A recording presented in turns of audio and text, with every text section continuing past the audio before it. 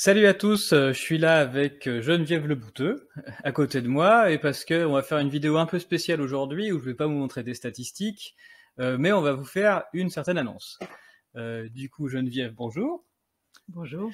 Alors, tu es avec moi, tiens, tu veux peut-être nous raconter qui t'es exactement. Moi aussi, je suis statisticienne, enfin une ancienne statisticienne parce que je suis à la retraite depuis fin 2015. Pendant mon temps à l'INSEE, j'ai été formatrice en technique rédactionnelle, en écriture journalistique. J'ai été rédactrice en chef et j'ai développé des compétences en écriture, ce qui m'a permis de publier aussi des livres par ailleurs, mais qui n'ont rien à voir avec la statistique. Donc, Geneviève, en plus d'être statisticienne, est écrivaine, et donc on s'est rencontré Geneviève sur Une rencontre. un week-end organisé par des résistants. Je vais montrer tes bouquins à l'écran. Donc il y a Entre deux, une fin de vie qui est ici, le bouquin blanc, et puis celui-ci qui s'appelle L'Unité, qui est le plus récent des deux, c'est ça? Non, c'est l'avant-dernier, ça c'est le plus récent, le roman, et j'en ai écrit 3 autres plus anciens qui sont gratuits, parce qu'ils sont épuisés, ils sont gratuits maintenant sur mon site internet. Et j'ai eu l'honneur et le plaisir de relire ton manuscrit du bouquin qui va sortir.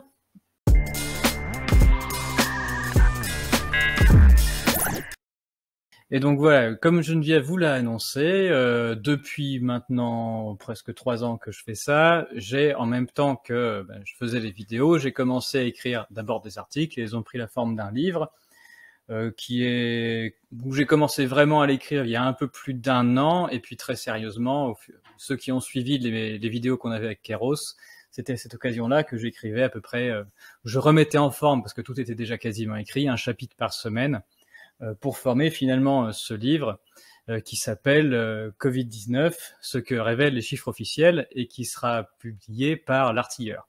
Au moment où on parle, on est à une version quasi finale, il reste quelques coquilles à corriger, et quand ces vidéos sera diffusées vendredi, on sera au moment où voilà, le coup sera parti, et donc on sera vraiment au niveau de la publication. Vous pouvez souscrire à ce livre dès à présent, ce qui pourra permettre d'évaluer, on va dire, son futur peut-être succès, ou en tout cas son nombre de ventes, pour essayer de dynamiser un peu sa publication, puis voilà, pour que les gens sachent. J'ai renoncé à la totalité de mes droits d'auteur sur ce livre, et que tous mes droits d'auteur partent à l'association qui s'appelle Où est mon cycle, que je vous invite à soutenir également. Où est mon cycle, qui soutient les femmes qui ont eu des problèmes menstruels suite à la vaccination, et voilà, qui soutient le fait qu'elle témoigne pour que la parole se libère, de façon à mesurer ce problème. Donc c'est une association qui est prise au sérieux par la NSM également, hein. Donc c'est reconnu, et voilà, qui a une dimension qui se veut aujourd'hui même européenne, je crois, en plus que française, pour faire remonter ces problèmes. Donc Geneviève, c'est ma première lectrice, c'est la première personne à qui j'ai fait lire ce livre. Il y a des contributeurs qui ont contribué au livre, ils sont 9, sans compter même Laurent Toubiana qui a écrit la postface, et Laurent Micheli qui a écrit la préface, que je remercie et que je salue au passage. Mais Geneviève, c'est la première personne à qui j'ai fait lire le livre pour que, bon, déjà, elle commence à corriger mon orthographe terrible, et puis en plus, utilise sa formation de technique rédactionnelle pour essayer de le rendre le plus clair possible. Et donc voilà, Geneviève, est-ce que tu peux me dire ce que... Le boulot que j'ai. Alors, ce que tu as fait, mais surtout, est-ce qu'il y a des passages dans le livre, sans révéler forcément, dire en totalité ce qu'il y a dedans, mais qui t'ont particulièrement marqué? Je les ai trouvés globalement tous vraiment intéressants, et je retrouvais dedans pas mal des contributions que j'avais pu voir en vidéo. Comment est-ce que tu es rentré, toi, dans cette histoire de t'intéresser à la crise Covid, initialement? J'avais eu la puce à l'oreille déjà pas mal d'années auparavant avec l'histoire H1N1, de la vaccination grippe H1N1. À l'époque, je travaillais justement dans les statistiques côté santé. Je voyais d'ailleurs tous mes collègues en région, enfin pas tous, mais une grande partie, mobilisés pour mettre en place une organisation énorme pour la vaccination. Et moi, je n'arrivais pas à comprendre l'intérêt, le danger que représentait cette grippe. Je pense me souvenir que j'avais à l'époque regardé ce qui s'était passé dans d'autres pays et j'avais vu que ça ne semblait pas si grave. Et à partir de ce moment-là, je faisais partie des gens qui disaient mais on est en train de monter quelque chose qui n'a pas lieu d'être, quoi. Pourquoi faire quelque chose d'aussi énorme là-dessus? Et j'ai été très contente de voir que j'étais pas la seule, parce que à cette époque-là, seulement 5% des Français se sont fait vacciner. Donc l'organisation énorme avait été montée, mais la sauce n'avait pas pris. Et suite à ça, eh bien, j'ai commencé à me documenter plus globalement sur les vaccins. J'ai même adhéré à la Ligue nationale pour la liberté vaccinale. Cette association, avec d'autres, avait réussi à obliger l'État français, par l'intermédiaire d'une décision du Conseil d'État, à demander aux fabricants de vaccins de mettre sur le marché des produits vaccinaux qui correspondaient aux 3 vaccins seulement obligatoires à l'époque. Parce que il y en avait que 3 obligatoires, mais en fait, si on allait à la pharmacie, on en achetait 5 ou 6, tout était groupé. Et donc l'État avait répondu OK, on va obtempérer mollement, mais surtout on va organiser un grand débat.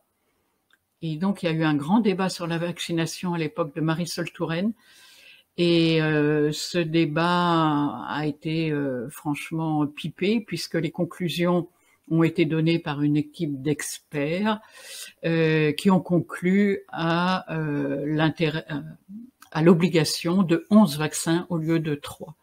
Et donc là, c'était le coup de massue pour ma part, avec ce que j'avais compris sur les vaccins en me documentant. J'ai trouvé ça complètement abusif, et qu'on le fasse en plus sur des jeunes enfants dont le système immunitaire n'est pas encore au point dans leurs jeunes années, ça me semblait affolant. Donc j'ai gardé un œil vigilant sur toute cette histoire de vaccination.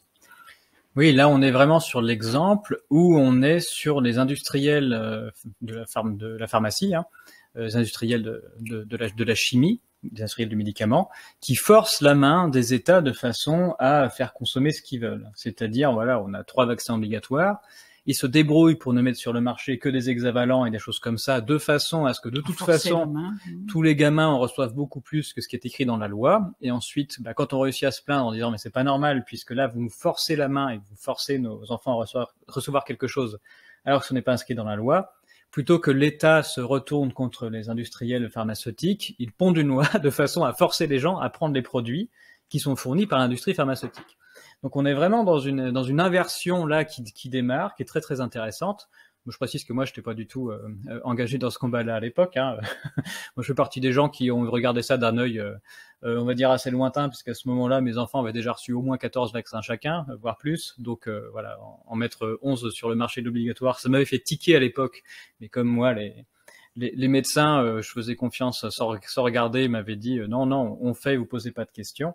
Voilà, c'était quelque chose qui m'était passé complètement au-dessus. Donc moi, je me pose des questions que depuis qu'il y a cette histoire de Covid où, voilà, vous avez suivi ma chaîne où j'ai montré que d'entrée de jeu, il y avait énormément de choses qui n'allaient pas du tout dans ce qui était raconté. Et c'est ce dont on va reparler dans le livre. Cette histoire à China, c'est bien un des chapitres du livre qui vient où avec en détail, on explique notamment ce qu'il y a dans le rapport du Sénat. Donc on le remet avec une explication assez longue avec Florence Pisani pour expliquer voilà ce qui s'est passé à l'époque et même ce que les sénateurs de l'époque en ont compris, où c'est écrit noir sur blanc si vous allez lire que c'était une réelle supercherie. Et ça doit en effet vous mettre la puce à l'oreille sur ce qui s'est passé par la suite, si vous comprenez que déjà à l'époque il y a énormément de moyens qui sont mis en place de façon à faire adhérer les gens à une histoire qui est celle de la grippe mortelle qui va ravager l'humanité à China. Malgré ces moyens, ça n'avait pas fonctionné. Ça n'avait pas fonctionné. Il y a beaucoup de choses qui ont été corrigées depuis, de façon à ce que ça fonctionne le coup suivant. Ça limite, pourquoi pas, hein, c'est même intéressant à regarder. Le plus surprenant, c'est que les protagonistes de China sont exactement les mêmes qu'on retrouve 10 ans après. Les prêcheurs de l'apocalypse, Ferguson et Flau, ce sont les mêmes qui reviennent sur le devant de la scène alors qu'ils sont ridiculisés dans le rapport du Sénat. qu'ils ont été traînés en ridicule pendant des années, mais voilà, quand on a besoin d'eux, ils reviennent. Et puis, c'est pas les seuls, hein, Big Pharma derrière, l'ensemble de la mécanique, mais donc vous retrouvez tout un tas de similitudes, et on se rend compte que finalement, la mémoire des gens est très courte, et que voilà, 10 ans après, on peut recommencer la même histoire, et puis relancer une panique avec cette fois beaucoup plus de succès. Là, ça marchait mieux. L'objectif du livre, c'est de manière simple, voilà, je pense pas que ce soit un livre qui soit complexe. Normalement, bon, ceux qui suivent mes vidéos savent que j'essaye toujours de dire les choses de manière assez simple, mais c'est vraiment de comprendre sur l'aspect statistique, hein, des chiffres qui vous ont été montrés, de réussir à s'affranchir de la chape de plomb de l'histoire racontée, et ensuite qui se sert de statistiques bien choisies, et donc de repartir des chiffres pour savoir ce qu'ils veulent dire, et de façon à reprendre un peu de la hauteur sur ce qui s'est passé, et avoir une vue un peu objective. Et en l'occurrence, j'espère montrer dans ce livre que la totalité de ce qui a été présenté comme étant voilà des chiffres ou un certain consensus, finalement, ce ne sont que des choses bien choisies et parfois bien trafiquées d'une réalité, de façon à servir un discours, et ça n'a jamais été là pour éclairer les gens et leur permettre d'avoir un choix libre et éclairé. D'ailleurs, il n'y a pas eu de choix pour la plusieurs, ça a été imposé. En ce moment, il y a beaucoup de gens qui disent oui, ben, les gens nous ont suivis, il y a un consensus total sur le fait de se faire vacciner. Donc voilà, on a montré dans une vidéo très récente, la dernière que j'ai publiée, que les estimations et le nombre de vaccinés étaient complètement faux. Hein. Il y en a beaucoup moins que prévu. Il y a beaucoup plus de non-vaccinés que prévu. Donc c'est complètement faux de dire comme certains qu'il n'y a qu'une personne sur 1000 qui était en désaccord avec la vaccination. Je pense qu'on estime à peu près, l'estimation la meilleure que je vois, c'est autour de 14% de non-vaccinés en France chez les plus de 20 ans, ce qui est colossal, hein, ça fait vraiment beaucoup de monde. Et puis en plus, sans compter les faux vaccins, hein, c'est-à-dire des gens qui ont piqué l'évier, voilà, on dirait, mais notamment ceux qui peuvent, c'est-à-dire ceux qui sont plus à même, c'est les médecins entre eux. Donc il y a tout un tas de vaccins qu'on finit en l'évier. Et puis l'adhésion, il y a une enquête Epikov qui date du tout début de la vaccination, qui montre que les gens n'ont pas du tout adhéré à ce principe-là, ils n'étaient pas d'accord, mais ils se sentaient obligés. Donc il y a bien eu le fait de se faire forcer la main. C'est pas que les gens sont pas vaccinés par plaisir. C'est pas les gens qui ne l'ont pas fait sont pas marginaux, c'est pas vrai. Ils l'ont pas fait par plaisir, ils n'étaient pas d'accord, mais ils ont bien été forcés. Donc maintenant, le gouvernement essaye de se cacher derrière une adhésion en disant la majorité est d'accord avec nous, c'est pas vrai. Une toute petite minorité était vraiment moteur sur le fait de piquer tout le monde, et c'était une toute petite minorité, et ils entraînaient avec eux par la coercition un beaucoup plus grand nombre de personnes, et derrière ils se cachent maintenant, ils se cachent derrière. Mais c'est le cas pour la totalité, beaucoup de décisions iniques qui ont été prises, même sur le soin, on parle dans le livre, sur des décisions thérapeutiques qui ont été prises, où maintenant les autorités font semblant de se cacher derrière un certain consensus pour se protéger de toutes les décisions stupides qui ont été mises en œuvre. Et donc ça, je laisse le livre parler de lui-même à ceux qui souhaiteront le lire. Je vous conseille, c'est un livre intéressant, il est un peu gros, il y a beaucoup de choses. Le livre, pas moi. Hein. Oui, le livre. Il y a beaucoup de choses, mais ça donne vraiment des bases solides et chiffrées, et j'espère dans un langage le plus accessible possible. En tout cas, on a cumulé nos efforts dans ce sens. Oui, comme je disais, je suis pas tout seul, hein, on est plusieurs contributeurs. Je vais pas tous les citer, sinon je vais en oublier devant la caméra. Mais voilà, déjà je les remercie et je les salue tous d'avoir participé à ça, d'avoir osé aussi accepter que leur nom soit mis dans un tel ouvrage. J'ai pas de doute que si jamais ce livre avait un certain succès, qu'il subirait quelques foudres d'un système qui va tenter de se défendre. D'ailleurs, ça lui fera de la pub, hein.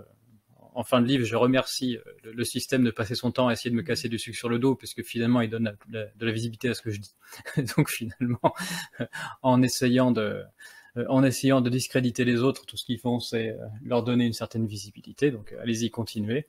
Et puis c'est comme ça qu'on finira peut-être par atteindre une certaine vérité. Est-ce que tu as quelque chose à rajouter, Geneviève? Ben non. Bon, ben voilà, on espère que certains d'entre vous, un grand nombre d'entre vous, finalement, s'intéresseront à ce livre, qu'ils le partageront, que ce livre mettra peut-être de l'ambiance au sein des familles. Et puis, et puis, en tout cas, quoi que vous pensiez, et puis, il y a beaucoup de non-vaccinés qui me suivent, mais il y a aussi des vaccinés, et encore une fois, il y a des gens qui ne l'ont pas fait par choix, mais bien par obligation. et puis même il y a des gens qui ont été trompés. De toute façon, ceux-là, il n'y a pas de raison de ne pas pouvoir les intégrer et puis de pouvoir de discuter avec eux, et donc c'est important de ne pas non plus les rejeter et de ne pas avoir des discours de supériorité, tout simplement parce que la vie a fait qu'on a été armé pour se prémunir contre l'autorité ou contre le fait de nous forcer à faire quelque chose. Il y a des gens qui n'étaient pas armés, qui n'ont pas vu venir, qui s'étaient pas posé de questions, et puis qui ont suivi, et ceux-là, je pense que j'ai envie de dire que je les juge pas.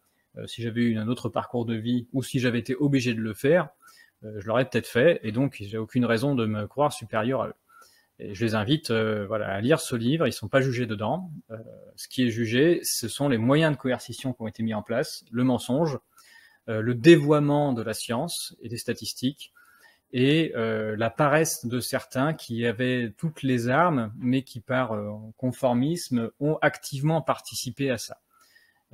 Ceux-là, en revanche, devraient, à mon sens, se poser des questions. Ça n'empêche pas qu'ensuite ils puissent revenir aussi discuter, mais il faut se rendre compte de ce qui a été fait. Bon, sur ce, je vous souhaite un bon week-end, une bonne semaine, et puis une prochaine vidéo. On parlera peut-être cette fois-ci des soignants non vaccinés, et puis de leur réintégration possible et pourquoi le système n'en veut pas. À bientôt. Au revoir.